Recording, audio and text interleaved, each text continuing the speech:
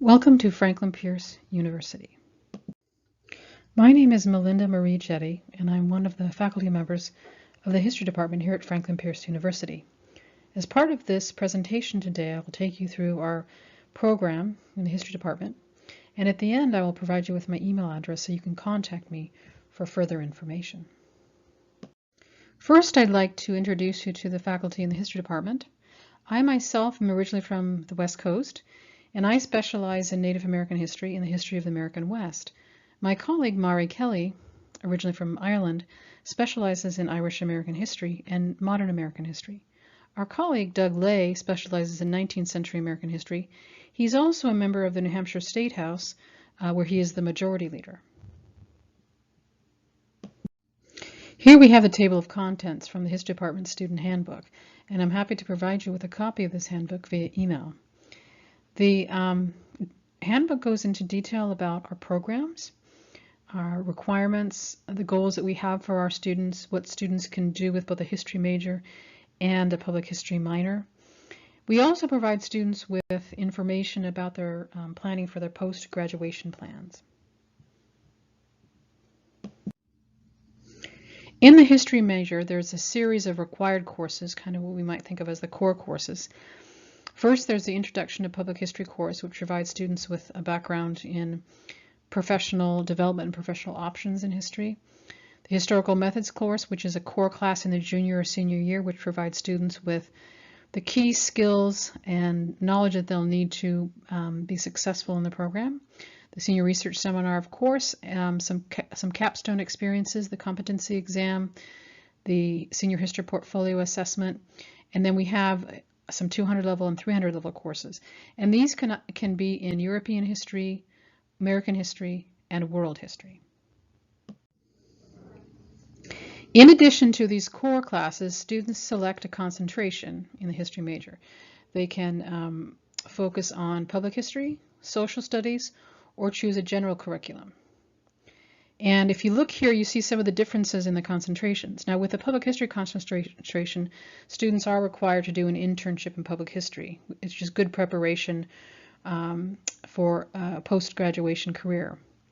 They also have to take some electives. Social studies will have courses in geography, New England, and world history. And then the general curriculum gives students a little bit more flexibility, and they can have a choice of different kinds of courses. And this is a good fit for students thinking about careers in business, law, civil service. The Public History minor is a special program, and what it does is it provides students with that extra set of skills and experiences, what we might think of as hands-on experience. So in each of the classes that they take in the Public History program, whether it be the Public History concentration in the major or the Public History minor, they're learning some valuable skills in networking to get them prepared for a professional internship. Now, public history itself is for people interested in careers in history outside of academia, that is, outside the university.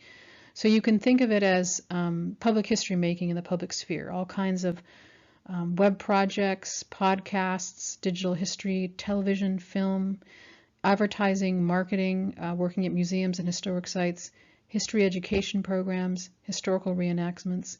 So this is actually a very popular program. The public history minor often is used by students pursuing other majors when they have an interest in working in history outside of academia. And as you can see, there's a picture here of the National Museum of African American History and Culture, where we actually have one of our alum who works there. The public history minor allows students to pursue electives such as oral history, the national parks. We have courses on archival methods and historic preservation. Students have to complete an internship, and usually you want to choose a site that works well for your professional goals. And then we also have students who want to select a specialized course, and that's where we have the independent study course. Here we have a list of careers for students in history, and as you can see, it's a wide variety of options. Working in the private sector, working for government agents in the civil service. We have people who are working in entrepreneurial areas, people working in the history profession at a wide variety of institutions and agencies, alums who work in the education field, and people who work in politics and in government. The picture here features our alum, Mary Beth Cody. She graduated with a degree in history with a specialization in public history. And after completing her degree at Franklin Pierce, she went on to graduate school in London in the United Kingdom. She came back to the United States and secured a position at the Folger Shakespeare Library, working on their folio collection for several years. So she's one of our successful students working in Washington, D.C. In the public history program, students are required to complete an internship, and as you can see, students have completed internships at a variety of sites, 50 to 70 in the last 10 years. So for example, we have students who've worked at the Acadia National Park in Maine, Colonial Williamsburg and Mount Vernon in Virginia, the Smithsonian Institution in Washington, D.C., the Hawaiian Historical Society in Honolulu, the Museum of Tolerance in Los Angeles, Strawberry Bank here in New Hampshire, Martha's Vineyard in Massachusetts, the Jaffrey Historical Society here near Franklin Pierce, and the Minuteman National Historic Park. This slide shows some examples of our student success stories. We have students working in website development, students working in the legal profession, people working in a variety of history fields at museums and historic sites, students going on to graduate school and studies in history and library science, people who have gone on and done internships overseas, a student who worked at the Museum of Tolerance in Los Angeles. We also have students who go on to do graduate studies in public history.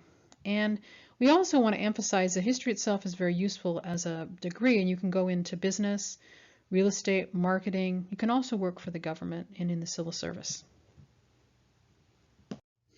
Here we have pictures from Franklin Pierce, our students in the History Club, who are active organizing a wide variety of activities and events. Some of our students also are active in historical reenactments, Civil War reenactors. So you can see it's quite a robust and active program. Thank you for listening to this presentation today. If you have further questions, I'm happy to help you. I'm Professor Melinda Jetté. I'm the History Department Coordinator. You can contact me at jettym@franklinpierce.edu. I'll be happy to answer any questions you may have and send you the History Department handbook.